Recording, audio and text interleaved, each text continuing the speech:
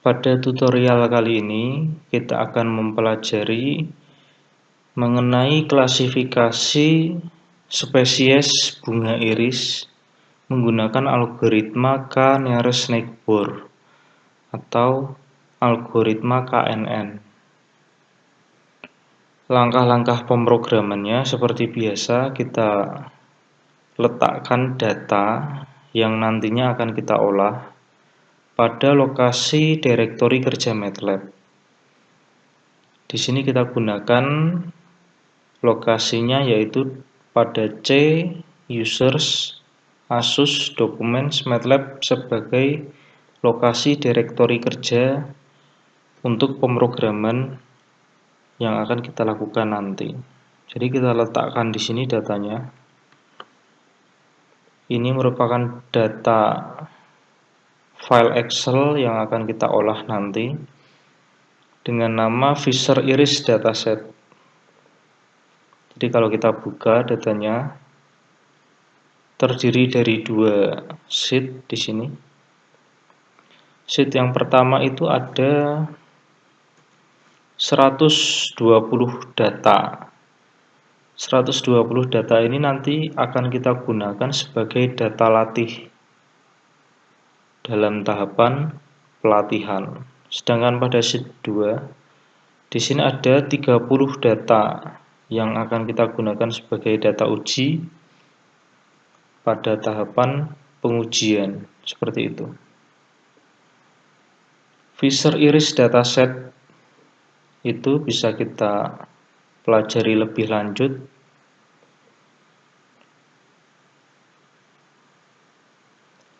pada Wikipedia. Jadi dataset bunga iris ini dibuat oleh ilmuwan statistik dan biologi yang bernama Ronald Fisher pada tahun 1936 pada paper dengan judul The Use of Multiple Measurement in Taxonomic Problems.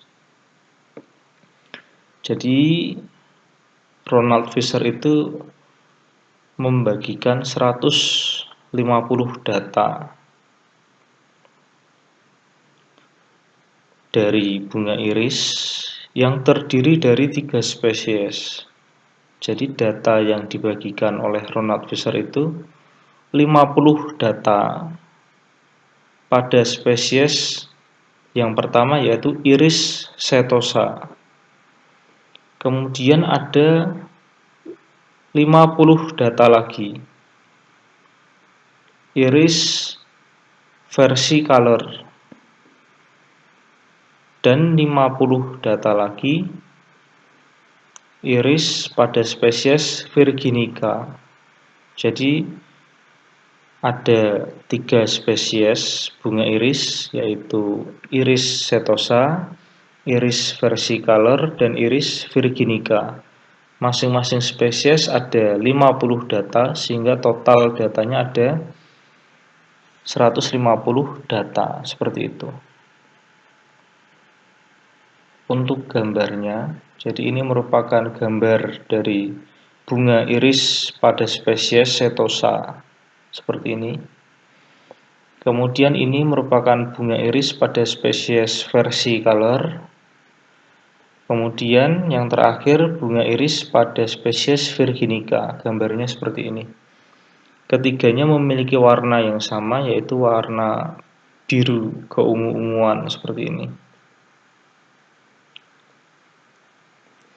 Ronald Fisher melakukan pengukuran terhadap 150 bunga iris. Jadi bunga yang pertama diukur. Bunga pertama itu merupakan iris pada spesies setosa diukur. Pengukurannya terhadap 4 atribut yaitu sepal length, sepal width, petal length, dan petal width. Sepal length itu merupakan panjang dari kelopak bunga. Sedangkan sepal width itu merupakan lebar dari kelopak bunga. petal length merupakan panjang dari mahkota, sedangkan petal width merupakan lebar dari mahkota bunga, seperti itu. Jadi pada bunga iris yang pertama merupakan bunga iris pada spesies Setosa dengan panjang kelopak 5,1, ini satuannya adalah sentimeter. 5,1 cm, lebar dari kelopak 3,5 cm, kemudian panjang dari mahkota 1,4 cm, dan lebar dari mahkota 0,2 cm, seperti itu. Dan seterusnya sampai 150 data. Nah, data ini kita pindahkan ke file Excel, tetapi pada data latih ini kita ambil 120 data. 120 itu terdiri dari 40 data merupakan bunga iris pada spesies Setosa, kemudian 40 data bunga iris pada spesies versicolor, kemudian 40 data bunga iris pada spesies virginica. Sedangkan pada data uji kita ambil 30, sisanya yaitu 10 data pada spesies Setosa, 10 data bunga iris pada spesies versicolor, dan 10 data bunga iris pada spesies virginica, seperti itu. Jadi ini data ini yang nantinya akan kita coba mengklasifikasikan. Kita coba klasifikasikan menggunakan algoritma KNN, sehingga begitu kita berikan input berupa atribut-atributnya, misalnya sepal length-nya sekian, sepal width-nya sekian, petal length-nya sekian, petal width-nya sekian, maka harapannya algoritma yang kita bangun itu dapat mengklasifikasikan bunga iris tersebut masuk dalam spesies apa. Apakah itu Setosa, versicolor, atau virginica, seperti itu. Jadi setelah data itu kita letakkan pada lokasi direktori kerja MATLAB seperti ini, maka secara otomatis data tersebut pasti juga muncul pada current folder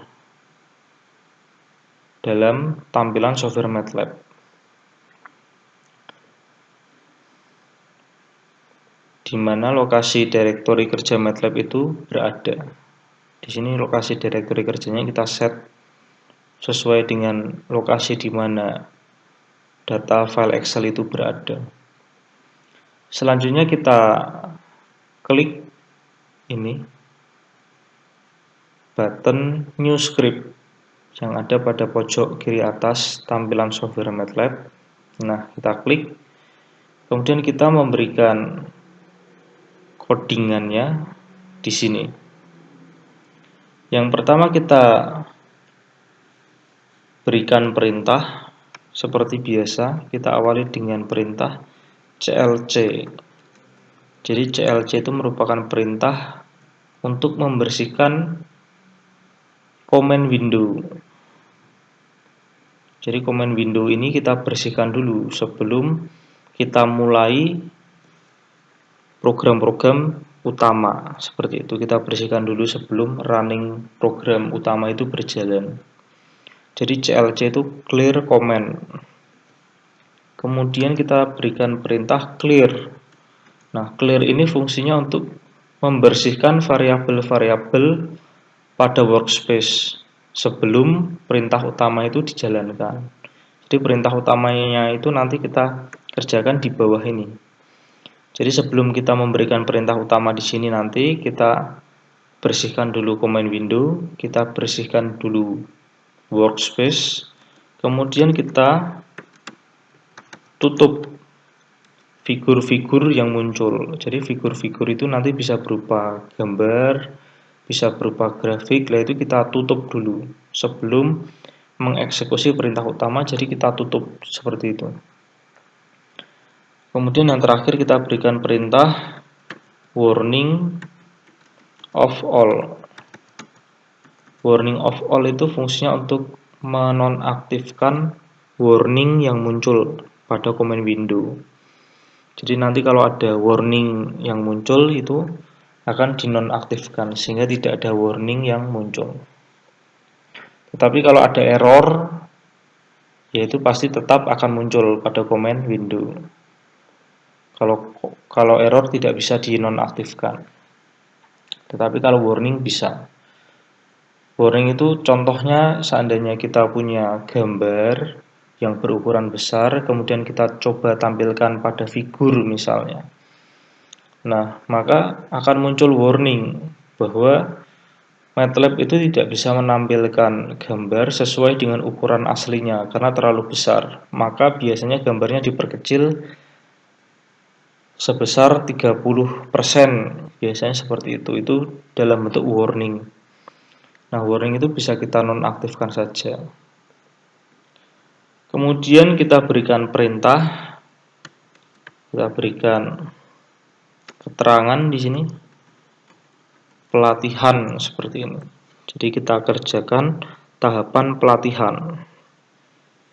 Kita awali dengan membaca data.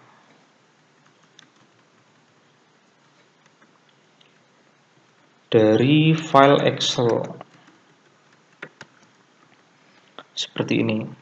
Membaca data dari file Excel.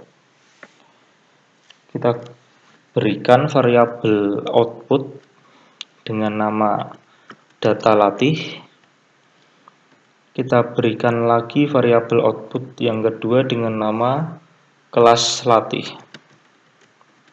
Nanti kita pelajari lebih lanjut. Kemudian function yang digunakan untuk membaca data dari file Excel itu perintahnya adalah XLS read seperti ini. Kemudian input yang diberikan yang pertama adalah nama file Excel yang ingin kita baca itu harus kita berikan. Nah, nama filenya yaitu ini Fisher Iris dataset.xlsx. Jadi ekstensinya itu juga kita berikan, kita ketik seperti itu. Kemudian input yang kedua adalah sheet berapa data yang akan kita baca itu. Karena kita kerjakan tahapan pelatihan, maka data yang akan kita baca adalah data latih yang ada pada sheet 1. Jadi ini merupakan data latih. Pada sheet 1 berisi data latih. Jadi kita set di sini sheet-nya adalah 1. Kemudian Excel ring.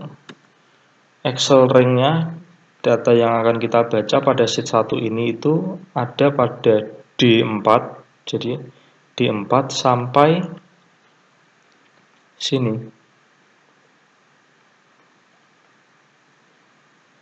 H123. Jadi D4 sampai H123. Itu data yang akan kita baca. D4.2 H123. Seperti itu penulisannya. Jadi function atau perintah XLSRead ini memerlukan input yang pertama yaitu nama file. Kemudian sheet berapa data yang akan kita baca dan juga Excel ring-nya. Excel ring-nya itu harus kita set, kita tentukan dari ring berapa saja data itu berada. Di sini ada ring D4 sampai H123 seperti itu. Sedangkan pada variabel output ini kita dapatkan dua variabel. Variabel yang pertama itu nanti kita akan mendapatkan data yang berisi angka-angka atau data numerik seperti itu. Sedangkan pada variabel yang kedua kita akan mendapatkan data yang berupa huruf atau kata, seperti itu. Jadi ini kalau kita running, jadi running pertama kali kita diminta untuk menyimpan script yang sudah kita buat, kita simpan di sini. Misalnya dengan nama klasifikasi KNN, seperti itu. Klasifikasi underscore KNN, kita simpan. Nah, setelah kita simpan, kita tunggu dulu.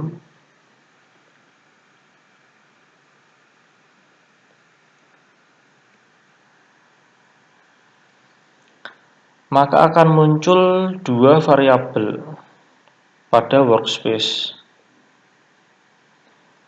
Variabel yang pertama adalah data latih.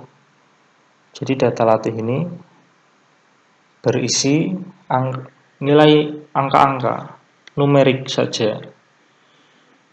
Seperti itu. Ada 120. Di sini berukuran 120 kali 4. Ada 120 baris dan 4 kolom. Jadi kolom yang pertama tadi adalah sepal length atau panjang dari kelopak. Kolom yang kedua adalah sepal width atau lebar dari kelopak. Kolom ketiga adalah petal length atau panjang dari mahkota. Sedangkan kolom keempat adalah petal width atau lebar dari mahkota. Variabel yang kedua, ini kelasnya double. Double itu berarti isinya angka-angka. Kalau variabel yang kedua yaitu kelas latih, nah ini kelasnya adalah cell. Cell itu bisa berisi angka maupun huruf atau kata-kata seperti ini. Jadi ini ada 120, di mana 40 data pertama itu bertuliskan setosa, 40 data berikutnya versi color, dan 40 data terakhir adalah virginica, seperti itu. Sesuai dengan yang ada pada file Excel. Jadi dari perintah xlsread ini kita dapatkan dua variabel. Yang pertama data latih berisikan data numerik, angka-angka. Kemudian variabel yang kedua adalah kelas latih berisi kata-kata. Seperti itu. Selanjutnya kita lakukan menyusun variabel X dan Y.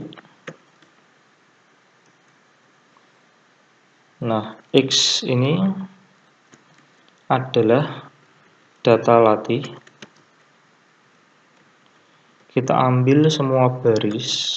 Jadi dari 120 baris itu kita ambil semuanya. Tetapi hanya kolom yang ketiga saja yang kita ambil.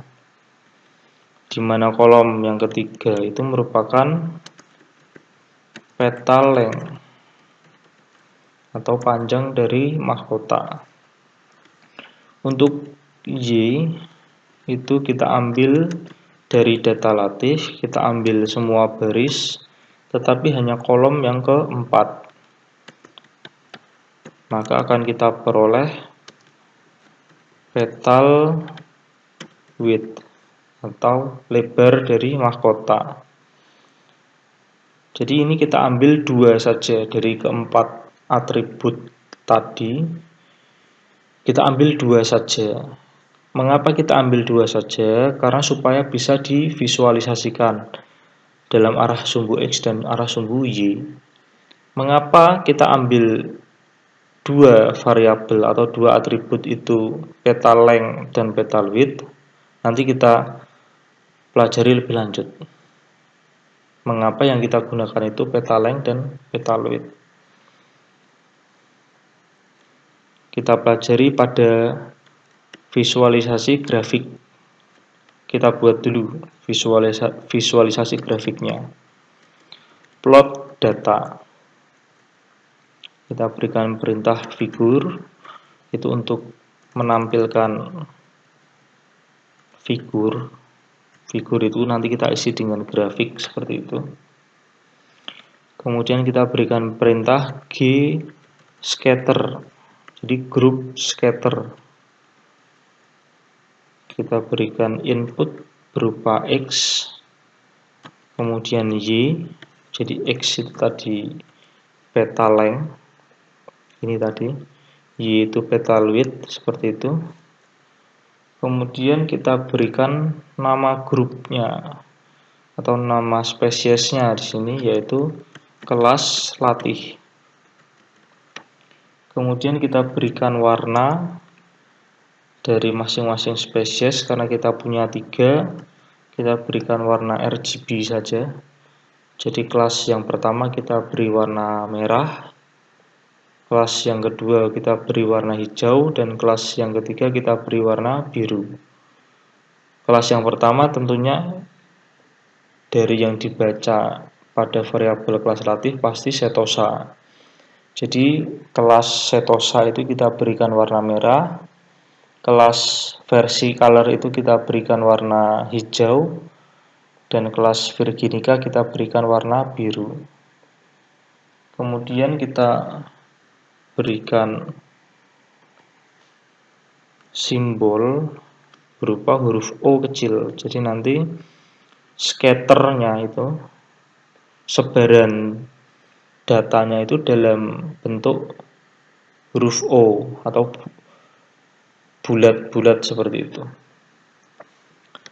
Kemudian kita berikan perintah grid on. Grid on itu untuk memberikan grid atau kotak-kotak pada grafik. Nanti kita lihat. Kemudian kita berikan sumbu. Keterangan sumbu X yaitu petal length. Keterangan sumbu Y yaitu petal width, seperti ini. Kemudian kita berikan judul, title,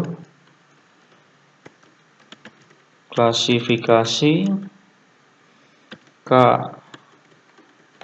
nearest neighbor, seperti ini. Setelah itu kita run.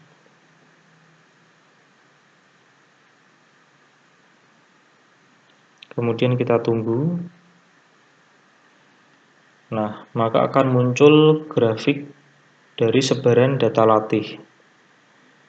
Jadi seperti warna yang tadi sudah kita set, merah itu merupakan data bunga iris pada spesies setosa, hijau itu merupakan data bunga iris pada spesies versicolor, dan biru itu merupakan data bunga iris pada spesies virginica, seperti itu.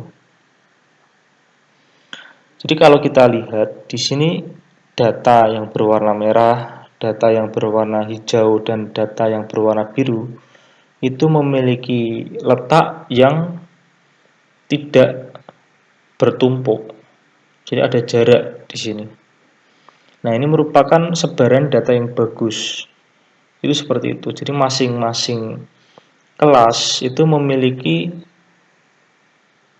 kelompok tersendiri, tidak bercampur dengan kelas yang lain. Itu data yang bagus, itu seperti ini.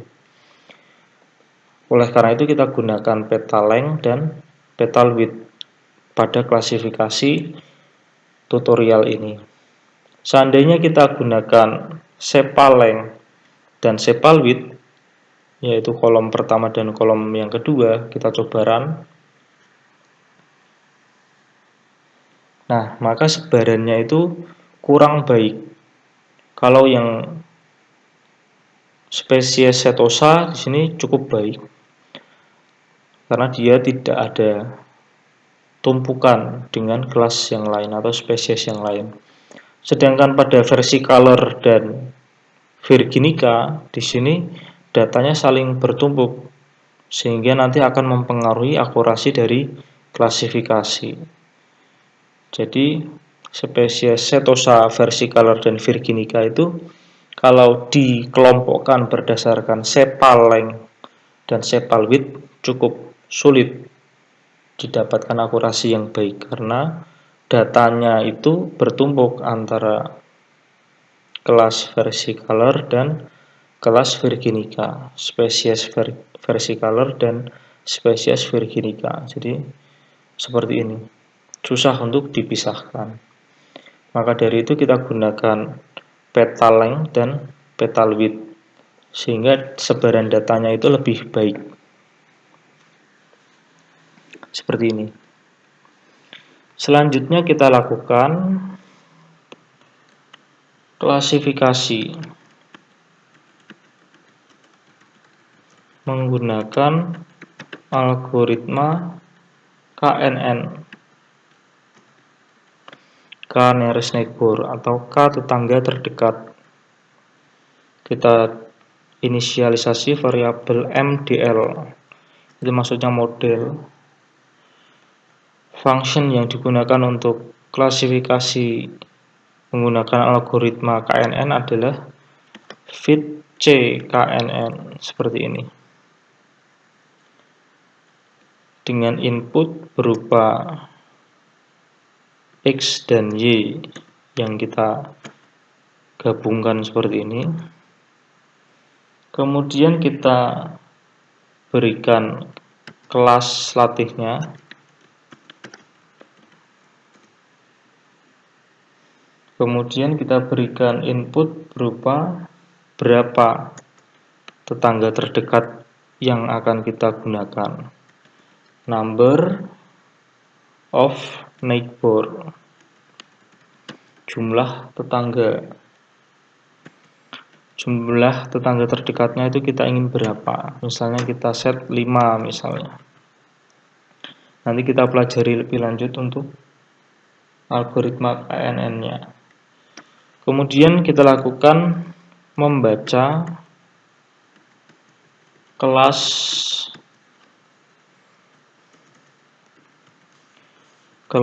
keluaran hasil pelatihan. Perintah yang digunakan adalah hasil latih sama dengan predict. Jadi untuk membaca kelas keluarannya kita gunakan function predict. Input yang pertama itu berupa model KNN-nya, input yang kedua berupa data masukannya, yaitu X dan Y yang sudah kita gabungkan seperti ini. Setelah itu kita coba run.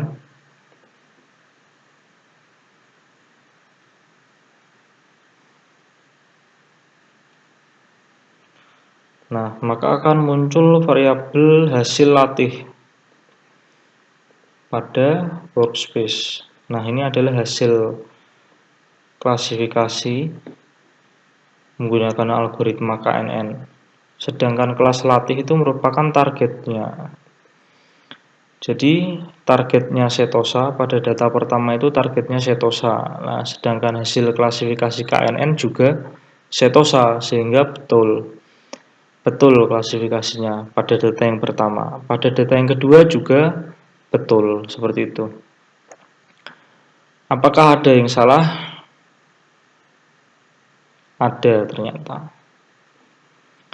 Jadi ada kesalahan klasifikasi. Nah, ini contohnya pada data ke-68. Data ke-68 itu targetnya, harapannya adalah versicolor. Nah, tetapi hasil klasifikasinya adalah virginica, seperti itu. Apakah ada kesalahan lagi? Ada ternyata. Pada data ke-87. Jadi harapannya, targetnya adalah virginica, tetapi keluarannya adalah versicolor. Pada data ke-100 juga targetnya adalah virginica, tetapi keluarannya adalah versicolor. Data ke-114 juga seperti itu. Nah, bagaimana prinsip kerja algoritma KNN itu? Mengapa bisa menghasilkan klasifikasi yang benar mengapa juga bisa menghasilkan klasifikasi yang salah. Nah, ternyata prinsipnya misalnya ini data yang pertama misalnya. Nah, data yang pertama ini kita tidak tahu apakah dia itu termasuk dalam spesies Setosa, versicolor, atau virginica. Nah, bagaimana cara untuk mengetahuinya? Bagaimana cara untuk mengklasifikasikannya? Caranya adalah mencari 5 tetangga terdekat. Karena tadi kita dalam pemrogramannya kita set 5 tetangga terdekat yang kita gunakan. Banyaknya tetangga kita gunakan 5. Nah, misalnya data ini. Data ini kita cari 5 tetangga terdekat. Nah, ini tetangga terdekatnya adalah 1, 2, 3, 4, dan 5. Nah, dari 5 tetangga terdekat tersebut, dominannya itu spesies apa? Ternyata dari kelima tetangga terdekat, itu merupakan kelas Setosa semua, spesies Setosa semua. Maka data ini tadi yang kita pertanyakan akan masuk ke dalam kelas Setosa seperti itu. Contoh pada data ini misalnya, data yang biru ini. Nah, ini kita cari 5 tetangga terdekat. Nah, 5 tetangga terdekat 1, 2, ini juga 3, 4, dan 5 misalnya. 1, 2, 3, 4, 5-nya di sini kayaknya. Nah, dari kelima tetangga terdekat, ternyata 4, 1, 2, 3, 4 itu merupakan spesies versicolor. Sedangkan 1 merupakan spesies virginica. Lah, dominannya itu kan versicolor. 4:1. Maka data ini akan diklasifikasi oleh algoritma KNN sebagai kelas versicolor, padahal aslinya adalah virginica, sehingga akan terjadi kesalahan di sini. Seperti itu. Demikian juga data ini yang hijau ini. Ternyata 5 tetangga terdekat itu 3 merupakan warna biru atau virginica, sedangkan 2 itu versicolor. Karena kita gunakan 5 tetangga terdekat, ternyata 3 itu warna biru, 2 warna hijau. Maka dominan yang warna biru. Maka data ini akan dibaca sebagai kelas warna biru, yaitu virginica. Padahal ini aslinya versicolor, sehingga terjadi kesalahan. Seperti itu. Dari 120 data pada data latih yang kita cobakan, yang kita latihkan, maka bisa kita baca akurasinya, berapa jumlah data yang diklasifikasikan secara benar. Itu bisa kita hitung akurasinya. Kita lakukan menghitung akurasi pelatihan. Kita deklarasikan atau kita inisialisasi variabel jumlah data adalah number of element dari hasil latih. Jadi hasil latihnya ada berapa? Ada 120. Maka banyaknya data ada 120. Jumlah data yang diklasifikasikan secara benar itu kita inisialisasi dulu dengan angka 0. Selanjutnya kita berikan perulangan for, misalnya i sama dengan 1 sampai jumlah data. Kita berikan percabangan if is equal. Jadi jika hasil latih pada urutan ke K, pada urutan ke I itu sama dengan kelas latih pada urutan ke I, maka jumlah benar itu akan kita jumlahkan dengan angka 1, seperti itu. Kita tutup dengan N, kita tutup lagi dengan N, seperti ini. Jadi jika pada urutan ke I hasil latih itu sama dengan kelas latih, maka jumlah benar itu kita tambahkan 1. Kalau tidak sama, maka tidak kita jumlahkan 1, seperti itu. Terakhir, kita deklarasikan variabel akurasi pelatihan. Maka kita berikan persamaannya jumlah benar kita bagi dengan jumlah data, tinggal kita kali dengan 100%, seperti itu. Kita coba run, maka diperoleh akurasi pelatihan sebesar 95,8333%. Jumlah benar ternyata dari 120 data itu, jumlah data yang diklasifikasikan dengan benar itu ada 115. Sehingga akurasinya adalah 115 dibagi 120 dikali 100%. 95,8333%, seperti itu. Selanjutnya kita lakukan pengujian. Untuk pengujian caranya hampir mirip. Ini kita copy paste saja.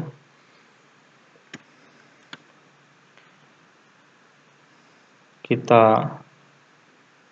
letakkan di sini, di bawahnya persis, di bawah akurasi pelatihan tadi. Kemudian pelatihan ini kita ganti dengan pengujian. Kemudian membaca data dari file Excel. Nah, datanya ini kita ganti semula data latih menjadi data uji. Kemudian ada kelas latih, kita ganti dengan kelas uji. XLSRead, masih nama file yang akan kita baca adalah Fisher Iris dataset.xlsx. Pada sheet, nah ini sheetnya untuk data uji kita gunakan sheet 2, seperti itu. Ini semula 1 kita ganti 2, kemudian Excel ring-nya di sini D4 sampai H33. Jadi semula H123 kita ubah menjadi H33 seperti ini. Kemudian menyusun variabel X dan Y. X itu merupakan data uji pada kolom ketiga, sedangkan Y merupakan data uji pada kolom keempat. Kemudian untuk plot data, jadi kita timpa saja dari figur yang sudah ditampilkan pada proses pelatihan. Cara menimpanya itu, ini figurnya kita ganti dengan perintah hold on seperti ini. Sehingga akan tertimpa data latih dan data ujinya. G-scatter X, Y, kemudian kelasnya tentunya kelas uji. Warnanya masih RGB, tetapi simbolnya ini kita gunakan tanda silang seperti ini. Selanjutnya kita berikan legend. Legend itu keterangan dari masing-masing simbol. Kita berikan legend setosa data latih. Kemudian versi color data latih. Kemudian Virginica data latih. Kemudian tentunya data uji. Setosa data uji, versi color data uji, dan Virginica data uji. Seperti itu. Yang terakhir, karena tadi sudah dibuka dengan hold on supaya datanya itu tertimpa, maka kita tutup dengan hold off seperti ini. Kemudian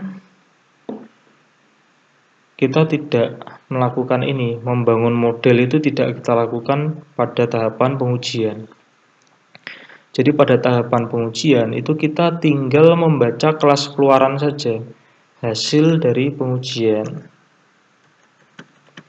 Nah, model yang kita gunakan itu adalah model hasil dari pelatihan, seperti itu. Tetapi data yang kita masukkan sebagai input adalah data uji. Modelnya masih model pelatihan, seperti itu. Ini berarti hasil uji. Menghitung akurasi pengujian. Jumlah data adalah number of element dari hasil uji. Tentunya ada jumlahnya 30 karena data uji kita punya 30 data. Kemudian masih sama, jumlah benar kita awali dengan angka 0. For i sama dengan 1 sampai jumlah data, jika hasil uji, ini hasil uji, pada urutan ke i itu sama dengan kelas uji. Pada urutan ke i, maka jumlah benar itu kita akumulasikan, kita jumlahkan dengan angka 1. Maka akurasi pengujian yang dihasilkan, jumlah benar dibagi jumlah data dikali 100%. Kita running. Nah, maka grafiknya sendiri itu akan ada penambahan simbol di sini, simbol X. Nah, itu yang merah itu merupakan setosa data uji kalau X merah. Jadi kalau ada data uji misalnya X merah di sini, berarti dicari 5 tetangga terdekatnya. Nah, 5 tetangga terdekat itu adalah data latih. Pada pengujian itu seperti itu, 5 tetangga terdekat dari data latih, bukan data uji, karena data uji asumsinya tidak tahu dia itu kelas setosa, versicolor, atau virginica. Nah, data uji yang ini dicari 5 tetangga terdekatnya. Ternyata 5 tetangga terdekatnya kelima-limanya berwarna merah atau setosa, spesies setosa. Maka data uji ini masuk ke dalam kelompok setosa. Maka warnanya sekarang merah seperti itu. Dari 30 data tersebut, ternyata akurasinya 100%. Jadi jumlah benarnya dari 30 data, jumlah benarnya juga 30. Maka akurasi pengujian sebesar 100%. Sedangkan tadi akurasi pelatihannya 95,83333. Jadi seperti itu, dalam algoritma KNN, K nearest neighbor atau K tetangga terdekat, itu kita cari 5 tetangga terdekat, karena kita set banyaknya tetangga 5. Kalau banyaknya tetangga kita variasikan, misalnya kita gunakan 3 misalnya, berarti kita cari 3 tetangga terdekat. Dari 3 tetangga terdekat itu dominannya spesies apa atau kelas apa, maka data yang kita pertanyakan itu masuk ke dalam kelas yang dominan tersebut. Dari jumlah tetangga terdekat 3 ternyata diperoleh hasil akurasi yang berbeda pula. Untuk akurasi pelatihan diperoleh 97,5%, akurasi pengujian masih sama 100%. Untuk jumlah tetangga yang lain, misalnya 10 misalnya. Nah, akurasinya juga berbeda. Seperti itu. Jadi pada algoritma KNN itu salah satu variabel yang bisa divariasikan adalah banyaknya tetangga terdekat yang akan kita gunakan dalam penentuan kelas klasifikasi, seperti itu. Saya rasa itu untuk tutorial kali ini berupa klasifikasi spesies bunga iris menggunakan algoritma K nearest neighbor. Kita jumpa lagi pada video-video tutorial berikutnya. Mudah-mudahan bermanfaat. Terima kasih.